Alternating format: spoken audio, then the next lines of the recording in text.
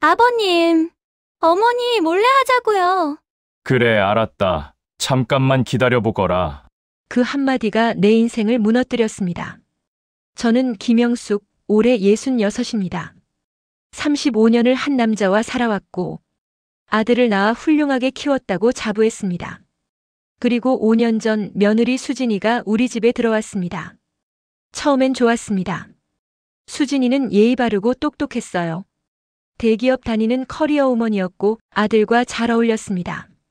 저는 며느리를 딸처럼 아꼈어요. 그런데 작년 가을부터 뭔가 이상했습니다. 수진이가 남편에게 자꾸 귓속말을 하는 거예요. 어느 날 저녁이었습니다. 제가 부엌에서 나오는데 수진이가 남편 귀에 대고 속삭이는 게 들렸어요. 어머니 몰래 하자고요. 괜찮으시죠? 남편은 고개를 끄덕였습니다. 제가 거실로 들어서자 두 사람은 화들짝 놀라며 대화를 멈췄습니다. 어머니 오셨어요. 저희 그냥 아빠랑 얘기 중이었어요. 그냥 얘기라고요? 그럼 왜 제가 들어오자마자 입을 다물었을까요? 가슴 한구석이 불편했습니다. 뭘 몰래 한다는 걸까? 제가 알면 안 되는 게 뭐가 있다는 건가요? 그날 밤부터 잠이 오지 않았습니다. 옆에서 남편은 코를 골며 편히 자는데 저는 온갖 생각에 잠을 이룰 수가 없었습니다. 다음 날도 그 다음 날도 비슷한 일이 반복됐습니다. 제가 방에 들어가려고 하면 대화를 멈추고 제가 나타나면 화제를 바꿨어요. 심지어 제가 화장실에 다녀온 사이에도 두 사람은 뭔가 심각하게 얘기하다가 제 발소리에 입을 다물었습니다. 참다 못해 남편에게 물었습니다. 당신 수진이랑 무슨 얘기를 그렇게 많이 해? 나한테는 비밀인가? 무슨 소리야? 그냥 회사 얘기, 애들 얘기하는 거지. 당신은 왜 그렇게 예민해? 예민하다고요. 저는 예민한 게 아니었습니다. 분명 뭔가 숨기고 있다는 걸 본능적으로 느꼈어요. 35년을 함께 산 남편인데 그 사람의 거짓말을 모를 리 없었습니다. 그러던 어느 날 수진이가 집에 왔을 때였습니다. 저는 부엌에서 저녁 준비를 하고 있었고 수진이는 거실에서 남편과 앉아 있었어요. 저는 슬쩍 문틈으로 두 사람을 지켜봤습니다. 수진이가 서류 봉투를 꺼내며 말했어요. 아버지, 이거 빨리 처리해야 해요. 어머니가 아시면 복잡해질 수 있으니까요. 남편이 고개를 끄덕이며 봉투를 받아들었습니다. 그리고 서랍 깊숙이 숨겼어요. 제 심장이 쿵쿵 뛰기 시작했습니다. 도대체 저한테 숨겨야 하는 서류가 뭐란 말입니까? 그날 밤 남편이 잠든 후 저는 서랍을 열어봤습니다.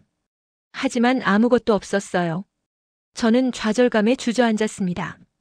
내 집에서 내 남편과 며느리가 나를 속이고 있다는 사실이 믿기지 않았어요. 다음 날 아침 수진이가 출근하면서 말했습니다. 어머니, 저 오늘 늦게 올게요. 아버지랑 약속이 있어서요. 무슨 약속인데? 수진이는 잠깐 머뭇거리다 대답했어요.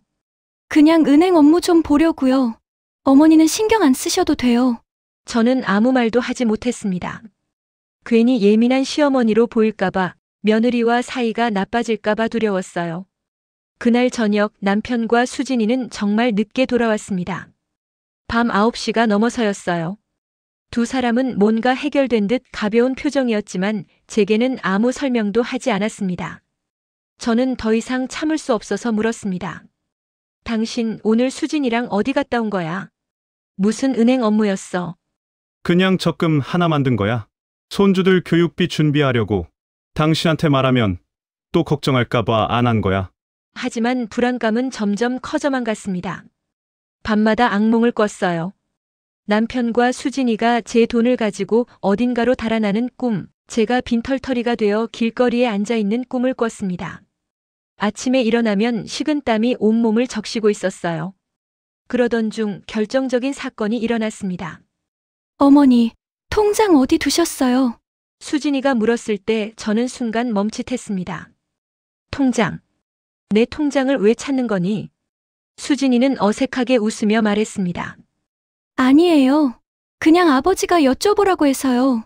혹시 정리 좀 하실까 해서요. 정리라고요. 제 통장을 왜 정리한다는 겁니까? 저는 불안한 마음에 방으로 달려갔습니다. 서랍장을 열어봤어요. 평소 제가 통장들을 보관하던 자리였습니다. 그런데 없었습니다. 제일 중요한 통장, 30년간 모아온 적금 통장이 사라진 거예요. 그 안에는 2,500만 원이 들어 있었습니다. 제 노후 자금이자 만약을 대비한 비상금이었어요. 손이 떨렸습니다. 서랍을 다시 뒤졌지만 보이지 않았어요. 옷장도 뒤지고 화장대도 열어봤지만 어디에도 없었습니다. 저는 거실로 나가 남편을 불렀어요. 여보, 내 적금 통장 봤어? 통장. 아니, 못 봤는데 어디 뒀다가 깜빡한 거 아니야? 저는 그 통장을 매달 확인했어요. 이자가 제대로 들어오는지 원금이 안전한지 체크했습니다. 일주일 전만 해도 서랍에 있었는데 갑자기 사라질 리가 없어요. 아니야, 분명 여기 있었어. 누가 가져간 거 아니야. 누가 가져가? 우리 집에 도둑이라도 들었어. 저는 온 집안을 뒤졌습니다. 부엌 서랍, 신발장, 심지어 냉장고 안까지 찾아봤어요. 하지만 통장은 나타나지 않았습니다. 30년 동안 한 푼, 두 푼 모은 돈인데 그게 그냥 사라질 수는 없잖아요. 다음 날 아침 저는 은행으로 달려갔습니다. 제 적금 통장이 없어졌어요. 혹시 누가 찾아간 건 아닌지 확인해 주세요. 고객님, 이 계좌는 일주일 전에 해지되었습니다. 전액 인출되었어요. 뭐라고요? 저는 귀를 의심했습니다. 해지라고요? 제가 해지한 적 없는데요. 저는 다급하게 물었어요. 누가 해지했어요? 본인 확인은 어떻게 했나요? 본인이 직접 오셔서 해지하셨다고 기록되어 있습니다. 신분증도 확인했고요. 말도 안 됩니다. 저는 은행에 간 적이 없어요. 저는 목소리를 높였습니다. 제가 언제 갔어요? CCTV 보여주세요. 제가 아니에요. 고객님, 저희가 확인한 결과 본인이 맞습니다. 혹시 기억이 안 나시는 건 아니신지요? 기억이 안 나다니요. 제가 치매 환자입니까? 저는 분명히 은행에 간 적이 없어요. 저는 지점장을 불러달라고 요구했습니다. 지점장이 나왔고 저는 상황을 다시 설명했어요. 지점장은 CCTV를 확인해 주겠다고 했습니다. 1시간을 기다린 끝에 지점장이 심각한 얼굴로 돌아왔어요. 고객님, 영상을 확인했는데 고객님이 맞습니다. 일주일 전 화요일 오후 2시에 방문하셔서 해지하셨어요. 화요일 오후 2시요. 저는 그때 집에 있었어요. 수진이랑 같이 점심을 먹었습니다. 그런데 어떻게 제가 은행에 있을 수 있나요? 저는 영상을 직접 보여달라고 했습니다. 지점장이 화면을 보여줬을 때 저는 경악했습니다. 화면 속 여자는 저와 비슷한 옷을 입고 있었어요. 마스크를 쓰고 모자를 눌렀었지만 체격이 비슷했습니다. 그리고 제 신분증을 제시하고 통장을 해지했어요. 저 사람 저 아니에요. 누가 제 신분증을 훔쳐서 사칭한 거예요. 하지만 은행 측은 신분증이 진짜였고 서명도 일치한다며 은행에는 책임이 없다고 했습니다. 저는 경찰에 신고하라는 조언만 듣고 은행을 나와야 했어요. 집으로 돌아오는 길 저는 온몸이 떨렸습니다. 누가 제 신분증을 훔쳐갔을까? 누가 제 돈을 가져갔을까? 그리고 가장 무서운 생각이 스쳤어요. 혹시 집안 사람이 한 건 아닐까? 집에 도착했을 때 남편이 물었습니다. 통장 찾았어? 당신이 가져갔어? 무슨 소리야? 내가 왜 당신 통장을 가져가? 미쳤어. 그럼 누가 가져갔어요? 일주일 전에 누군가 제 신분증으로 은행에 가서 통장을 해지했어요. 2,500만 원을 다 찾아갔다고요. 남편의 얼굴이 굳었습니다. 그리고 잠깐의 침묵 후 그가 말했어요. 은행에서 실수한 거겠지. 당신이 헷갈린 거야. 나중에 다시 확인해봐. 은행 실수라고요. 이건 명백한 사기인데 왜 남편은 제 편을 들지 않는 걸까요? 왜 저를 의심하는 걸까요? 저는 그날 밤 한숨도 자지 못했습니다. 그리고 며칠 뒤 더 충격적인 사실을 알게 되었습니다. 남편이 외출한 날이었습니다. 수진이도 출근했고 집에는 저 혼자였어요. 저는 더 이상 참을 수가 없었습니다. 뭔가 확실한 증거를 찾아야 했어요. 저는 남편의 서재로 갔습니다. 평소에는 절대 들어가지 않는 곳이었어요. 남편은 이 방을 자기만의 공간이라며 저를 들이지 않았습니다. 하지만 오늘은 달랐어요. 진실을 알아야 했습니다. 문을 열고 들어갔습니다. 책상 위에는 서류들이 쌓여 있었어요. 저는 하나하나 살펴봤습니다. 대부분 회사 관련 서류였지만 서랍 맨 밑에서 봉투 하나를 발견했어요. 봉투를 열었을 때 제 손이 떨렸습니다. 안에는 여러 장의 서류가 들어 있었어요. 첫 번째 서류는 위임장이었습니다. 그런데 위임자는 저였어요. 김영숙. 제 이름이 적혀 있었고 제 도장이 선명하게 찍혀 있었습니다. 수임자는 며느리 수진이었어요. 내용을 읽어보니 제 재산에 관한 모든 권한을 수진에게 위임한다는 내용이었습니다. 은행 업무, 부동산 거래, 심지어 상속까지 수진이가 대리할 수 있다고 적혀 있었어요. 저는 이런 서류에 서명한 적이 없습니다. 도장을 찍은 적도 없어요. 그런데 어떻게 제 도장이 여기 찍혀 있을까요? 저는 다음 서류를 펼쳤습니다. 부동산 매매 계약서였습니다. 제 명의로 된 아파트를 수진에게 증여한다는 내용이었어요. 그 아파트는 제가 결혼 전부터 가지고 있던 재산입니다. 친정 부모님께서 물려주신 거예요. 시가로 5억 원이 넘는 집이었습니다.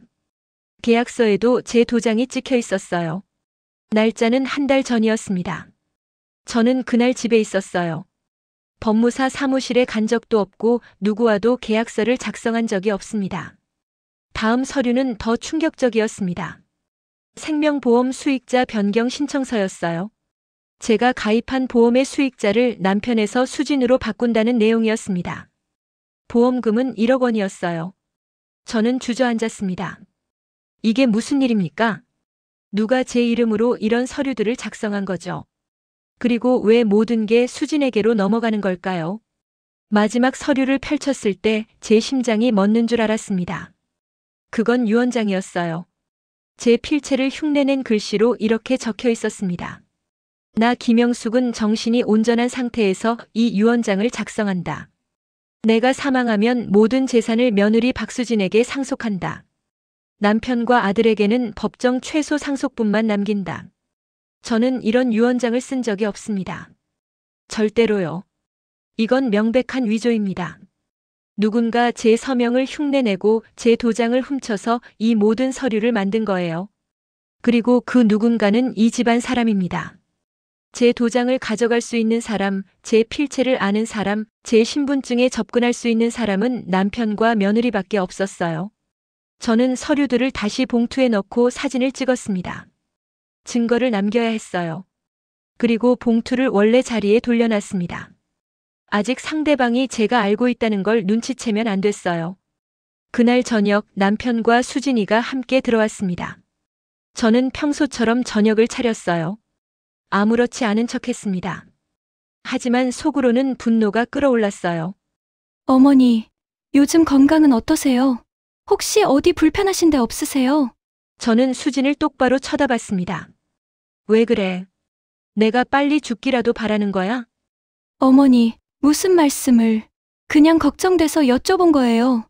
당신 왜 그래? 수진이가 그냥 물어본 거잖아. 저는 더 이상 참을 수 없었습니다. 하지만 아직 때가 아니었어요. 저는 입을 다물고 식사를 마쳤어요. 그날 밤 저는 잠들지 않고 계획을 세웠습니다. 제가 평생 모은 재산을 제 인생을 지켜내야 했습니다. 다음 날 저는 변호사 사무실을 찾았습니다. 이건 명백한 사문서 위조입니다. 형사 고소가 가능해요.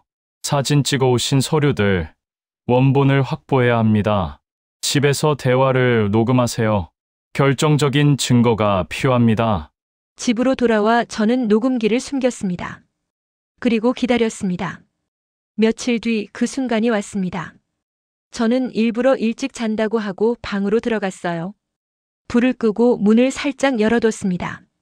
1시간쯤 지났을 때 거실에서 수진이와 남편의 목소리가 들렸어요. 아버지, 이제 거의 다 끝났어요. 남편의 목소리가 들렸습니다.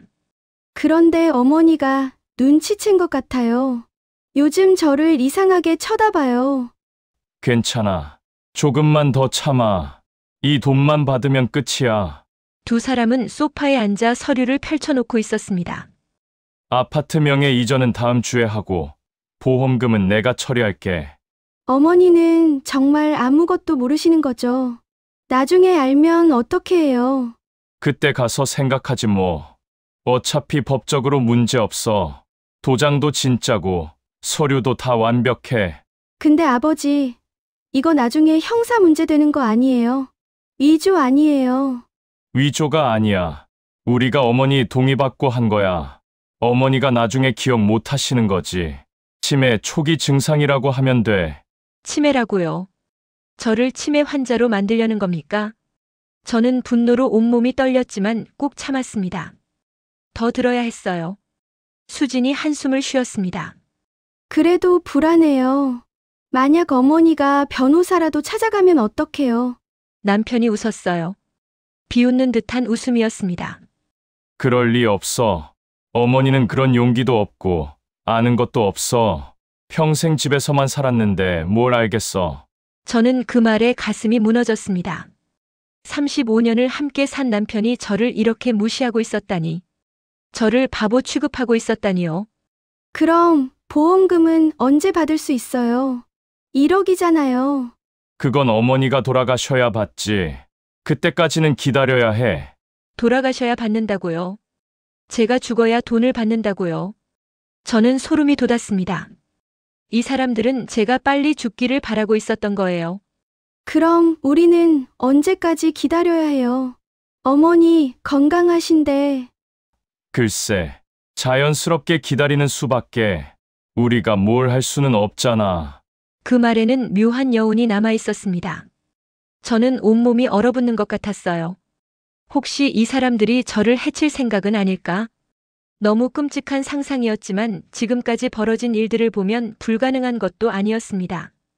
아버지, 그럼 이번 주 안에 아파트 서류 넘기는 거 확실하죠? 제 명의로요. 그래. 내가 어머니 도장 가지고 법무사 사무실 갈게. 넌 그냥 신분증만 가져오면 돼. 제 재산을 어떻게 나눌지, 어떻게 숨길지 구체적으로 계획하고 있었어요. 적금 2,500만 원은 이미 남편 명의 계좌로 옮겼고 아파트는 수진 명의로 넘길 예정이었습니다. 그리고 가장 중요한 건 저를 요양원에 보낼 계획이라는 거였어요. 어머니를 요양원에 보내면 우리가 집을 자유롭게 쓸 수 있어요. 수진의 말에 남편이 동의했습니다. 그래. 치매 진단서만 받으면 돼. 내가 아는 의사한테 부탁하면 금방이야. 저는 더 이상 들을 수 없었습니다. 방문을 조용히 닫고 침대에 주저앉았어요. 눈물이 쏟아졌습니다. 하지만 울고만 있을 수는 없었습니다. 저는 눈물을 닦고 녹음기를 확인했어요. 다행히 모든 대화가 녹음되어 있었습니다. 다음 날 아침 저는 평소처럼 아침을 차렸습니다. 남편과 수진은 아무 일 없다는 듯 식사를 했어요. 식사 후 수진이 출근하고 남편이 신문을 보는 동안 저는 조용히 방에서 짐을 쌌습니다. 중요한 서류들, 통장 사본들, 녹음 파일들을 가방에 넣었어요. 그리고 변호사에게 문자를 보냈습니다. 오늘 오후에 뵙겠습니다. 모든 증거를 가져갑니다. 저는 집을 나섰어요. 변호사 사무실로 향했습니다. 이 정도면 충분합니다. 형사고소와 민사소송을 동시에 진행하시죠. 저는 동의했습니다. 더 이상 물러설 곳이 없었어요. 변호사는 즉시 고소장을 작성했고 저는 서명했습니다. 그날 저녁 집으로 돌아왔을 때 남편이 물었어요. 친구 만나고 왔어? 네, 잘 다녀왔어요. 저는 담담하게 대답했습니다. 남편은 제 표정에서 뭔가 이상함을 느꼈는지 눈을 가늘게 떴지만 아무 말도 하지 않았어요. 이틀 뒤 경찰이 집에 찾아왔습니다. 김철수 씨, 박수진 씨 맞으십니까? 남편이 당황하며 저를 쳐다봤어요. 저는 조용히 앉아서 그 광경을 지켜봤습니다.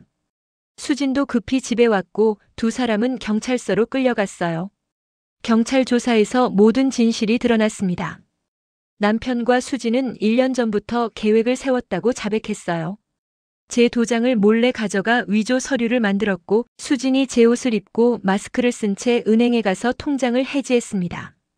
제 신분증도 남편이 제 지갑에서 몰래 꺼내서 복사해뒀더군요. 그걸로 온갖 서류를 위조했습니다. 심지어 제 필체를 연습해서 유언장까지 만들었어요. 돈이었어요. 남편은 사업 실패로 큰 빚을 졌고 수지는 명품과 도박에 빠져 있었습니다. 두 사람은 제 재산을 노렸던 거예요. 재판이 시작되고 검사는 명확한 증거를 제시했어요. 녹음 파일, 위조된 서류들, 은행 CCTV, 모든 게 두 사람의 범죄를 입증했습니다. 저는 가족을 위해 한 겁니다. 빚 때문에 너무 힘들었어요. 가족을 위한다는 이유로 범죄가 정당화될 수는 없습니다. 어머니 용서해주세요. 제가 잘못했어요. 재판 과정에서 더 놀라운 사실이 드러났습니다. 남편과 수진은 서로를 배신하기 시작한 거예요. 남편은 수진이 독단적으로 서류를 위조했다고 주장했고 수진은 남편이 모든 걸 지시했다고 맞섰습니다. 제가 뭘 했습니까? 다 저 여자가 깨어낸 겁니다. 남편이 수진을 가리키며 소리쳤습니다. 아버지가 먼저 제안하셨어요. 어머니 재산을 나눠 가지자고요. 함께 범죄를 저지를 때는 그렇게 사이가 좋더니 이제는 서로를 고발하고 있었어요. 돈 앞에서 가족도 동료도 없었습니다. 피고인들은 피해자를 철저히 기만했습니다. 신뢰 관계를 악용한 중대한 범죄입니다. 재판은 석 달 동안 이어졌습니다. 그 기간 동안 저는 혼자 살았어요. 처음에는 적막했습니다. 35년을 함께한 남편이 없는 집은 텅 빈 것 같았어요. 마침내 판결이 내려졌습니다. 남편은 징역 3년, 수지는 징역 2년을 선고받았어요. 집행유예 없이 실형이었습니다. 그리고 제게 빼앗은 재산 전액을 배상하라는 명령도 함께 내려졌습니다. 피고인들은 가장 가까운 가족을 대상으로 계획적이고 지능적인 범죄를 저질렀습니다. 피해자의 신뢰를 악용하고 노후 자금을 빼앗으려 한 행위는 결코 용납될 수 없습니다. 집으로 돌아와 혼자 앉아 있었습니다. 모든 게 끝났어요. 제 돈은 돌려받았고 범인들은 처벌받았습니다. 하지만 상실감이 밀려왔어요. 35년의 결혼 생활이 가족이라 믿었던 관계가 모두 거짓이었다는 사실이 가슴을 무겁게 짓눌렀습니다. 그날 밤 오랜만에 깊은 잠을 잤어요. 악몽도 없었고 불안함도 없었습니다. 아침에 일어났을 때 햇살이 방 안으로 쏟아져 들어왔어요. 오랜만에 느껴보는 평화였습니다. 한 달 뒤 저는 봉사활동도 시작했습니다. 저보다 더 외로운 어르신들을 만나며 제가 얼마나 행복한지 깨달았습니다. 적어도 저는 건강했고 재산이 있었고 자유로웠으니까요. 어느 날 아들이 찾아왔어요. 아들은 그동안 아내와 아버지의 범죄를 몰랐다며 눈물을 흘렸습니다. 어머니, 정말 죄송합니다. 제가 몰랐어요. 저는 아들을 안아줬습니다.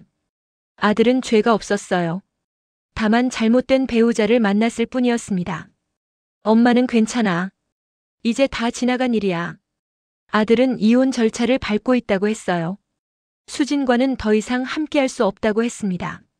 저는 아들의 결정을 응원했어요.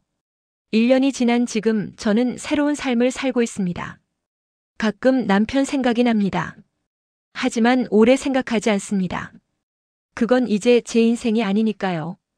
어제 화실 선생님이 제 그림을 전시회에 출품하자고 제안하셨어요. 66의 나이에 첫 전시회라니 설레었어요. 오늘 아침 거울을 보니 제 얼굴이 달라져 있었습니다. 저는 미소 지었습니다. 이제 알았어요. 진짜 자유는 돈이 많은 게 아니라 나를 속이는 사람에게서 벗어나는 거라는 걸요. 진짜 행복은 큰 집이 아니라 마음 편한 작은 공간이라는 걸요. 남편과 며느리는 저를 파괴하려 했지만 오히려 저를 깨웠습니다. 제가 얼마나 강한 사람인지, 제 인생이 얼마나 소중한지 알려줬어요. 돈보다 무서운 건 욕심이었습니다. 욕심은 가족을 배신자로 만들고 사랑을 증오로 바꿨어요. 하지만 제게는 더 강한 게 있었습니다. 살아남으려는 의지, 정의를 찾으려는 용기였어요. 지금 저는 혼자입니다. 하지만 평온합니다. 그리고 이제 저는 압니다. 혼자라는 건 외로운 게 아니라 자유로운 거라는 걸요. 이 이야기가 마음에 드셨다면 구독과 좋아요 부탁드립니다. 여러분의 관심이 더 좋은 콘텐츠를 만드는 힘이 됩니다. 다음 이야기도 기대해 주세요. 감사합니다.